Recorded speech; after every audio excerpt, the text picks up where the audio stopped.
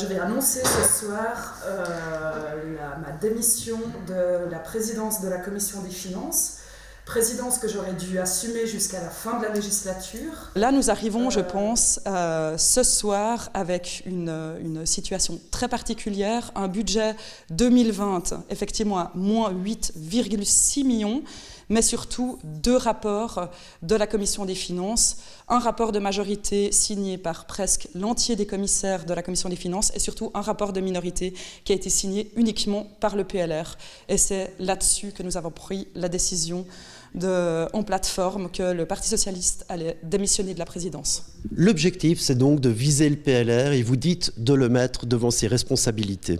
Tout à fait. Nous en avons marre, nous, la gauche, la plateforme, de systématiquement faire de la politique de consensus et de compromis et de toujours faire de la politique tampon entre cet exécutif et ce législatif. Je pense que ce n'est pas notre rôle et c'est pourquoi ce soir, je pense que nous sommes cohérents et tout à fait responsables de remettre cette présidence au groupe PLR, et puis quelque part qui prennent ses responsabilités, qui prennent cette présidence, et puis qui nous montrent quelles sont ses propositions par rapport à ce budget déficitaire, et puis qui fasse, lui, de la politique en cohérence avec son exécutif, et que nous, on retrouve enfin une position politique qui est la nôtre, c'est-à-dire une politique d'opposition, vu que nous sommes quand même, il faut le rappeler, toujours minoritaires au sein de ce Conseil. Ça ne veut pas dire qu'à partir d'aujourd'hui, nous allons rentrer systématiquement en opposition dans tous les projets qui sortent de la municipalité, loin de là. Par contre, retrouver notre légitimité pour dire non, tel budget ou telle politique,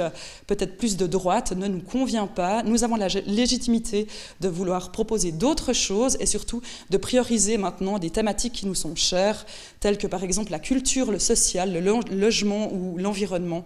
Et à partir d'aujourd'hui, je crois qu'on peut dire c'est stop. Ce soir, le budget 2020 de la ville de Nyon était accepté malgré le rapport de minorité du PLR qui avait appelé à rejeter ce projet de budget.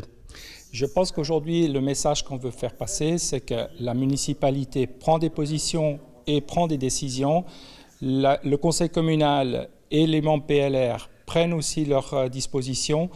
Toutes nos initiatives, toutes nos propositions vont dans une logique qui est celle de pouvoir défendre les intérêts des Nyonnais et en particulier les 73% des Nyonnais qui ont refusé la hausse d'impôts. Donc on attend aussi de la part de la municipalité un message dans ce sens-là. Pourtant, avant d'avoir le message de la municipalité, c'est tout d'abord la présidente de la commission des finances qui a décidé de démissionner pour vous mettre, vous, devant vos responsabilités. Qu'est-ce que vous avez à lui répondre ? Alors, je répondrai d'une manière très simple. C'est de la responsabilité du Parti socialiste aujourd'hui de trouver une personne pour remplacer la présidente démissionnaire. Le Parti socialiste assume un tournus de 2 ans.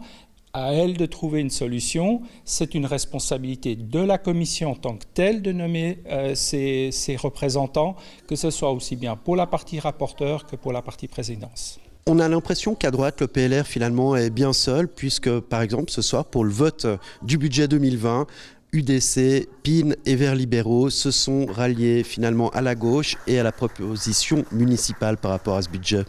Nous avons voulu passer un message dans ce rapport de minorité. J'invite aux Nyonnaises et aux Nyonnais de le lire.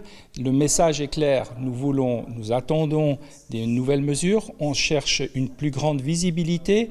On a un peu le sentiment d'être dans un tunnel et de ne pas voir le bout de ce tunnel. Et le message est là et rien d'autre. Que les autres membres de la droite aient suivi ou non, à eux d'en faire leur lecture et leur conclusion en fin de législature.